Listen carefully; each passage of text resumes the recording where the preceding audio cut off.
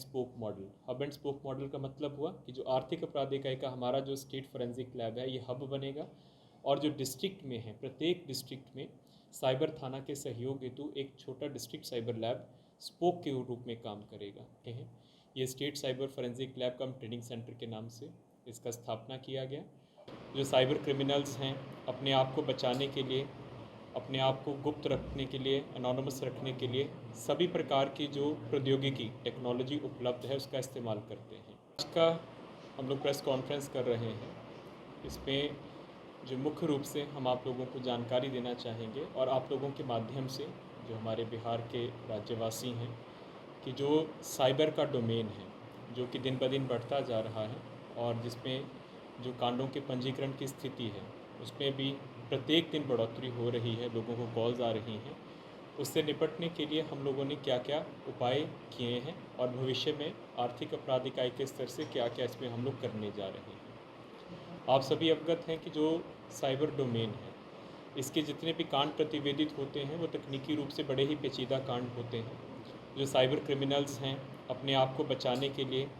अपने आप को गुप्त रखने के लिए, एनोनिमस रखने के लिए सभी प्रकार की जो प्रौद्योगिकी टेक्नोलॉजी उपलब्ध है उसका इस्तेमाल करते हैं। और ऐसे कांडों में अधिकांश जो गिरोह होते हैं अंतर्राज्यीय होते हैं, कोई विदेशों में बैठा है, कोई अन्य राज्यों में बैठा है। तो इसलिए इसका जो अनुसंधान करना अपने आप में एक बहुत बड़ी चुनौती होती है। और उसके बाद दूसरी चुनौती होती है कि यदि अपराधी पकड़े भी जाते हैं और हम लोग कांड में आरोप पत्र सृपित करते हैं तो किस प्रकार से जो तकनीकी साक्ष्य है इसमें सारा साइंटिफिक एविडेंस होता है,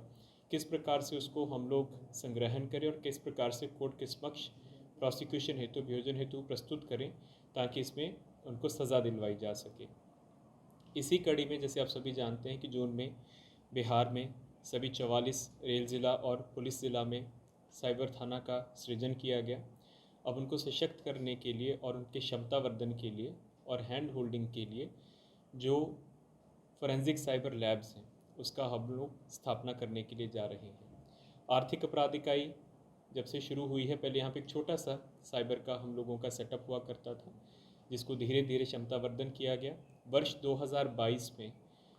जो MHE की योजना है, आप सभी ने निर्भया फंड का नाम सुना होगा, उसके अंतर्गत CCPWC योजना होती है, cyber crime prevention against women and children. उसके नीचे लगभग 2.25 करोड़ रुपए कि जो हम लोगों को अनुदान प्राप्त हुआ था राज्य सरकार से, उससे हम लोगों ने जिस बिल्डिंग में आप लोग बैठे हैं ये स्टेट साइबर फोरेंसिक लैब कम ट्रेनिंग सेंटर के नाम से इसका स्थापना किया गया। और इसको प्रोन्नत और उन्नत करने के लिए जो लेटेस्ट सॉफ्टवेयर हैं और हार्डवेयर हैं, तकरीबन 12 तरीके का सॉफ्टवेयर और उन्नत तकनीकी का 6 तरीके का हार्डवेयर यहाँ पे अभी तक इंस्टॉल किया गया है। हम लोग जो भी ज़िला से कांड प्रतिवेदित हो रहे हैं उनका तकनीकी अनुसंधान में सहयोग यहाँ से हम लोग उपलब्ध करवाते हैं। लगभग 94 केसेस में हम लोगों ने अभी तक जब से साइबर थाना का सृजन हुआ है मोबाइल एक्सट्रैक्शन एवं अन्य प्रकार का तकनीकी सहयोग उपलब्ध करवा के कांडों के डिटेक्शन में यहाँ से सहयोग दिया है। लेकिन ये बात सिर्फ यहीं तक अब सीमित नहीं रहेगी, क्योंकि जिस प्रकार से कांड प्रतिवेदित हो रहे हैं प्रत्येक ज़िला में, तो अभी जो हम लोगों की रणनीति है कि hub and spoke model. Hub and spoke model का मतलब हुआ कि जो आर्थिक अपराध इकाई का हमारा जो स्टेट फोरेंसिक लैब है ये हब बनेगा, और जो डिस्ट्रिक्ट में है प्रत्येक डिस्ट्रिक्ट में साइबर थाना के सहयोग हेतु एक छोटा डिस्ट्रिक्ट साइबर लैब स्पोक के रूप में काम करेगा। तो जो बेसिक कांड हैं जिसमें बहुत ज़्यादा पेचीदगी नहीं है उनका डिटेक्शन वही करेंगे, और जिन कांडों में उनको सहयोग मिलेगा वो कांड हम लोगों को रेफ़र होंगे। इसके लिए एक विस्तृत परियोजना तैयार करके हम लोगों ने सबमिट कर दिया है, और NCRB जो कि केंद्र सरकार